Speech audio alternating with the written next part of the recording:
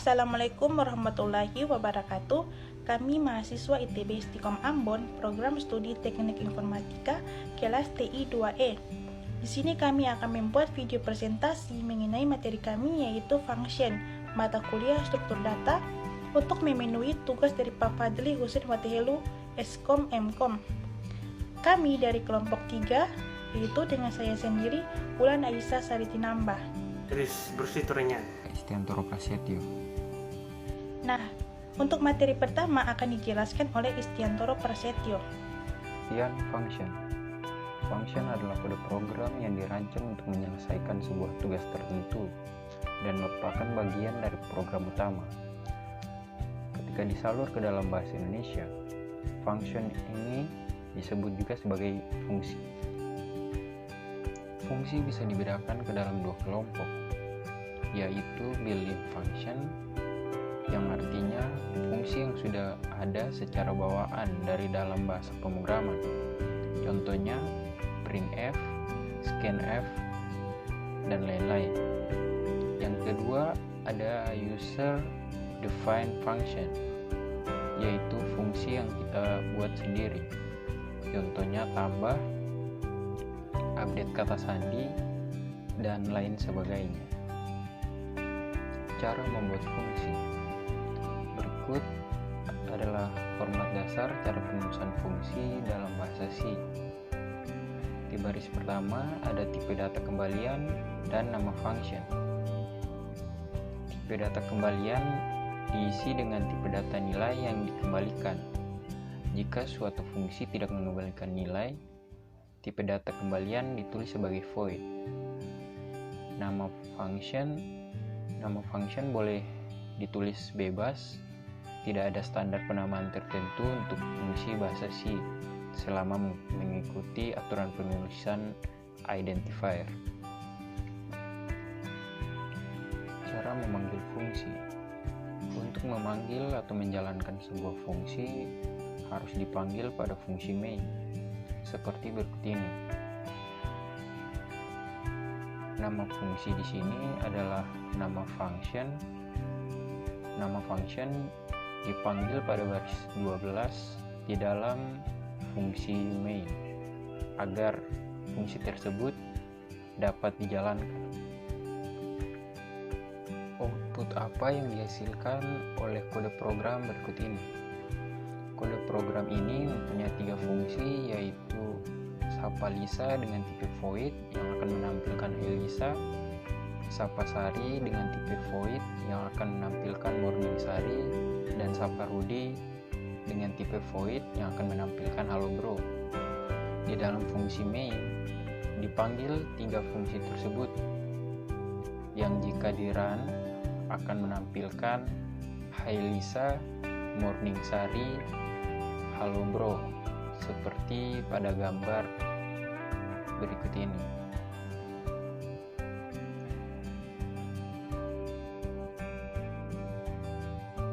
Pada bagian ini, saya akan menjelaskan parameter dan argumen. Yang pertama untuk parameter. Parameter adalah sebutan untuk inputan nilai fungsi pada saat fungsi itu didefinisikan. Sedangkan untuk argumen adalah sebutan untuk nilai inputan fungsi pada saat fungsi itu dipanggil. Tergantung keadaannya, sebuah fungsi bisa memiliki satu atau lebih dari parameter ataupun argumen. Nah, bahkan sebuah fungsi bisa saja tidak memiliki parameter ataupun argumen. Output apakah yang dihasilkan oleh kode program berikut? Nah, seperti yang terlihat, ada sebuah kode program sederhana yang dibuat untuk menghitung luas segitiga. Nah, pada kode program tersebut terdapat sebuah fungsi. Nah, fungsi itu bernama hitung luas segitiga dengan tipenya yaitu void. Nah, di dalam fungsi terdapat 3 buah variabel. Variabel yang pertama bernama alas, bertipe double, dan memiliki value yaitu 5. Variabel yang kedua bernama tinggi, bertipe double, dan memiliki value 7. Variabel yang terakhir bernama luas, bertipe double, dan value-nya didapatkan dari alas dikali tinggi dibagi 2. Kemudian yang terakhir yaitu printf, yaitu menampilkan hasilnya pada hasil compiling. Nah, kemudian pada bagian int_main, fungsi itu pun dipanggil dengan menuliskan ulang nama dari fungsi itu. Berikutnya, hasil yang ditampilkan setelah compiling yaitu luas segitiga adalah 17,50. Nah, bagaimana hasilnya menjadi 17,50? Seperti yang bisa dilihat pada kode program, luasnya didapatkan dari alas dikali tinggi dibagi 2. Nah, value alasnya yaitu 5 dikali dengan value-nya tinggi yaitu 7. 5 dikali 7 35, kemudian dibagilah dengan 2, hasilnya menjadi 17,50. Selanjutnya akan dijelaskan oleh saya sendiri, yaitu Ulan Aisyah Saritinambah. Nah, di sini saya akan menjelaskan mengenai format dasar parameter dan argumen. Nah, terlihat di sini terdapat sebuah program, yaitu pertama kita isi include studio.h, kemudian kita isi tipe data kembalian, nama function. Nah, di dalam kurungnya itu terdapat sebuah parameter. Kita juga bisa tidak menggunakan parameter dengan cara kita isi kurung kosong saja. Untuk pengisian parameternya bisa lebih dari 1. Nah, di sini kita menggunakan 2 parameter, yaitu tipe data parameter 1 dan juga tipe data parameter 2. Kemudian di bawahnya kita isi fungsinya dan kita return nilai. Kemudian ada in_main dan kita jalankan fungsinya, yaitu kita isi nama fungsinya, di dalam kurungnya yaitu kita isi argumen 1 dan juga argumen 2 dan kita return 0. Output apakah yang dihasilkan oleh program berikut? Nah, di sini terdapat sebuah program, yaitu pertama kita isi include studio.h-nya, kemudian kita isi nama fungsinya itu fungsi sapa teman dan parameternya yaitu char nama. Nah, di bawahnya kita isi fungsinya yaitu printf hi, kita panggil nama. Kemudian di bawahnya ada in_main, kemudian kita jalankan fungsinya yaitu fungsi sapa teman dan kita isi argumennya yaitu Lisa. Kemudian kita return 0 dan kita lihat hasil outputnya yaitu hi Lisa.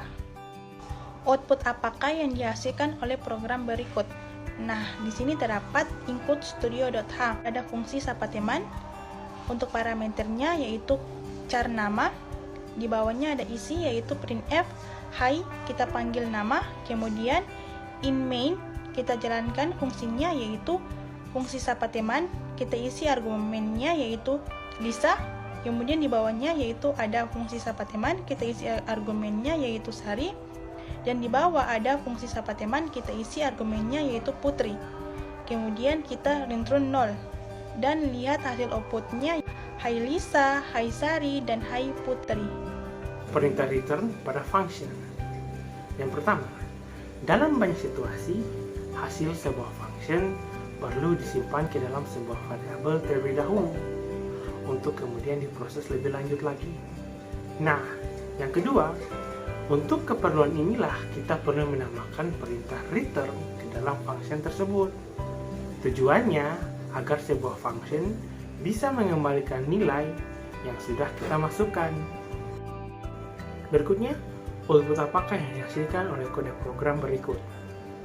Seperti yang terlihat, terdapat sebuah kode program yang memiliki satu buah fungsi. Fungsi itu bernama hitung luas segitiga dan memiliki tipe yaitu double. Fungsi itu juga memiliki 2 buah parameter. Parameter yang pertama yaitu alas dan parameter yang kedua yaitu tinggi. Nah, di dalam fungsi tersebut terdapat sebuah variabel dengan nama luas dan bertipe double. Kemudian variabel luas ini value-nya didapatkan dari alas dikali tinggi dibagi 2,0. Nah, kemudian pada akhir fungsi digunakanlah sintaks return luas dengan maksud untuk mengembalikan nilai dari luas itu sendiri. Selanjutnya pada bagian int_main terdapat sebuah variabel dengan nama var1 yang diberikan tipe data double.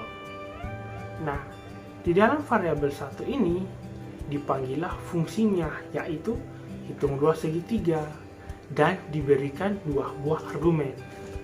argumen yang pertama yaitu 5 dan argumen yang kedua yaitu 7.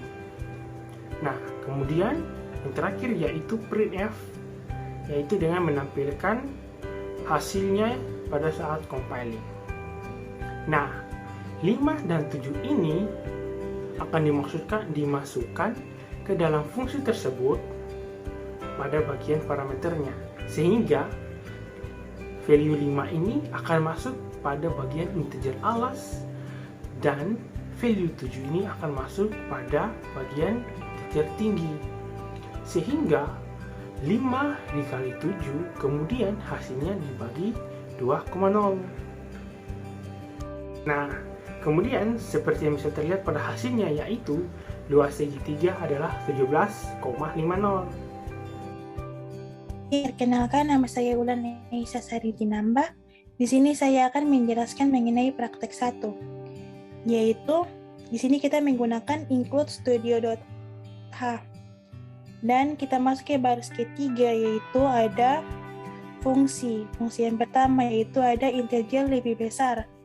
Nah, di sini kita gunakan dua parameter yaitu integer A dan juga integer B. Nah, dari baris ke-4 sampai baris ke-8 itu adalah isinya.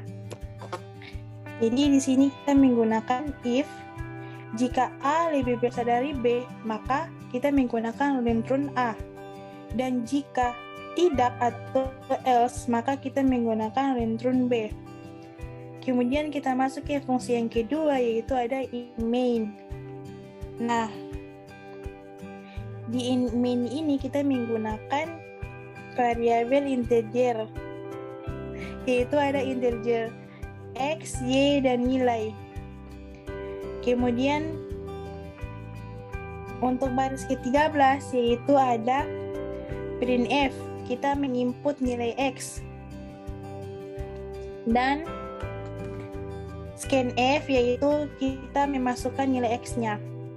Untuk baris ke-14 yaitu printf menginput nilai y dan scanf untuk memasukkan nilai y.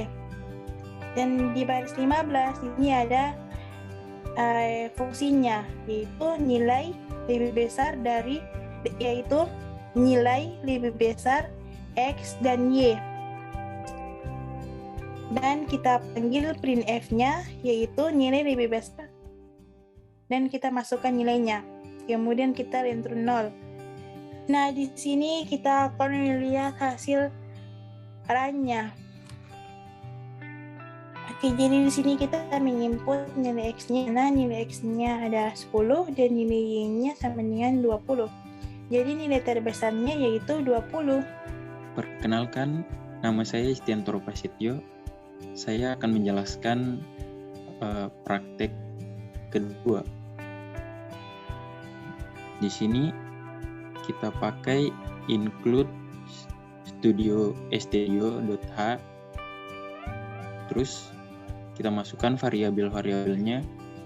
Ada variabel i dengan tipe data integer, nama dengan tipe data char, dengan tipe data integer, alamat dengan tipe data char. Terus fungsinya yaitu di sini kita tulis dengan masukkan data.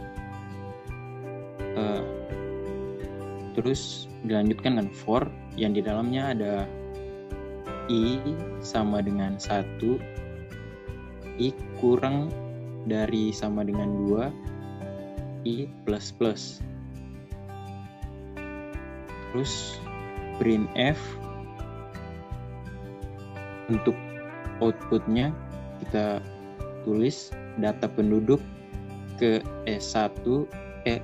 si maksudnya untuk memanggil i. Terus printf nick sama dengan, terus kita pakai scanf untuk memanggil untuk menginput nicknya. Terus lanjut printf nama sama dengan, terus kita lanjut scanf untuk menginput nama. Terus printf lagi untuk alamat, dan scanf untuk menginput alamatnya. Terus fungsi kedua ada tampil data. Kita printf nomor, NIK, nama penduduk, dan alamat untuk outputnya. Terus for yang di dalamnya ada I sama dengan 1, I kurang dari sama dengan 2, I plus plus. Terus kita printf untuk menampilkan output I, NIK, nama, dan alamat. Terus kita di baris 30 ada fungsi mainnya. Di situ kita panggil masukkan data dan tampil data. Terus return 0. Nah, ini adalah hasil run dari kode program yang tadi. Di sini sudah kita isi untuk NIK, nama, dan alamatnya. Terus tabel yang di bawah itu adalah hasil dari fungsi yang kita panggil tadi, dari dua fungsi yang tadi. Halo, perkenalkan nama saya Deris Bekiturian. Pada bagian ini saya akan menjelaskan bagian praktek 3. Ya. Yang pertama dimulai dengan membuat file header-nya, yaitu include studio.h. Nah, langkah berikutnya adalah membuat variabel-variabel yang akan digunakan. Nah, yang pertama yaitu integer i, yang kedua yaitu char nama, yang ketiga yaitu float nilai 1 yang akan digunakan untuk menampung nilai TS, yang keempat yaitu float nilai 2 yang digunakan untuk menampung nilai UAS, dan yang terakhir yaitu float hasil. Nah, langkah berikutnya yang dilakukan adalah membuat fungsi-fungsi yang akan digunakan di dalam program. Ada dua fungsi yang akan digunakan di sini.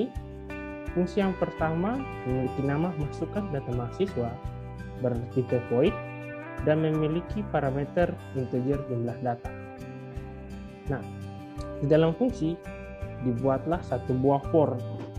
For ini berisi i sama dengan 1, I kurang dari sama dengan jumlah data I++. Nah, maksudnya yaitu nilai awal I dimulai dari 1 dan selama nilai I-nya kurang dari atau sama dengan jumlah data, maka nilai I-nya akan terus ditambah. Nah, berikutnya di dalam for digunakanlah perintah printf untuk menampilkan hasilnya pada saat compiling. Yaitu yang pertama untuk data ke I untuk menampilkan urutannya. Yang kedua yaitu printf nama mahasiswa. Di sini kita akan menginput data mahasiswa, kemudian scanf, inputan yang sudah kita masukkan nanti akan ditampung ke dalam scanf ini. Nah, sama halnya juga dengan printf nilai UTS dan nilai UAS. Setelah inputnya dimasukkan, maka nilai UTS yang sudah dimasukkan nanti akan ditampung ke dalam nilai 1, dan untuk nilai UAS nilainya akan ditampung ke dalam nilai 2. Nah, berikutnya untuk hasilnya didapatkan dari nilai ke I dikali 0,4 ditambah nilai I2 dikali 0,6. Langkah berikutnya adalah membuat fungsi yang kedua yang dimaksudkan untuk menampilkan data mahasiswa. Nah, jadi fungsi ini diberi nama tampil data mahasiswa dan bertipe void. Nah, di dalam fungsi ini kita akan menampilkan nomor, nama mahasiswa, nilai UTS, nilai UAS, dan hasilnya. Nah, di sini juga digunakan for, yaitu I sama dengan 1, I kurang dari sama dengan 2, I plus plus. Maksudnya yaitu nilai awal I-nya adalah 1. Dan selama I-nya kurang dari sama dengan 2, maka nilainya akan terus ditambah. Nah, kemudian di dalam poin ini ditampilkanlah hasilnya, yaitu persen I, yaitu nilai I-nya, kemudian persen S untuk nama, persen F yang pertama untuk nilai 1 atau UTS, terus persen F yang kedua untuk nilai 2 atau nilai UAS, dan persen F yang terakhir untuk hasilnya. Nah, langkah yang terakhir yaitu masuk ke dalam int main. Nah, di dalam int main dibuatlah satu buah variabel dengan nama jumlah bertipe data integer. Nah, variabel jumlah ini memiliki nilai awal yaitu 0. Nah, berikutnya pada baris ke-35 ditampilkanlah hasilnya ditampilkanlah jumlah data mahasiswa yang akan dimasukkan menggunakan printf. Kemudian akan ditampung ke dalam scanf. Nah, pada baris ke-37 dan 38 fungsi yang sudah kita buat tadi itu kita panggil.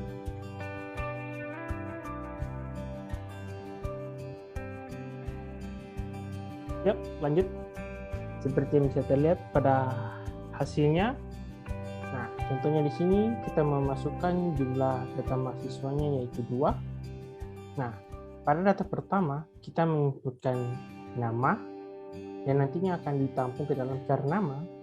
Nah, kemudian nilai UTS yang akan ditampung ke dalam nilai 1, kemudian nilai UAS yang akan ditampung ke dalam nilai 2. Nah, langkah berikutnya yang akan dilakukan yaitu data yang kedua, karena kita menginput jumlah datanya 2, yaitu kita memasukkan nama mahasiswa yang kedua, yaitu contohnya di sini bulan. Nah, kemudian kita memasukkan nilai UTS dan nilai UAS-nya. Nah, setelah kita memasukkan semuanya, hal yang paling terakhir akan ditampilkan yaitu nomor, nama mahasiswa, nilai UTS, nilai UAS, dan hasil. Nah, ini berdasarkan program yang sebelumnya kita buat pada bagian fungsi void tampil data. Nah, void tampil data itu yang akan menampilkan yang bagian dari nomor, nama, nilainya. Nah, seperti yang bisa terlihat, sesuai dengan urutan yang sudah kita masukkan, nomor 1, nama mahasiswa 1 yaitu Ian dengan nilai UTS-nya 90, nilai UAS-nya 86, dan memiliki hasilnya itu 87, sekian. Sama halnya juga dengan data mahasiswa yang kedua seperti yang sudah kita inputkan di atasnya, sesuai dengan urutannya yaitu namanya LAN, nilai UTS-nya, nilai UAS, dan nilai hasilnya. Jadi seperti itu. Sekian dan terima kasih.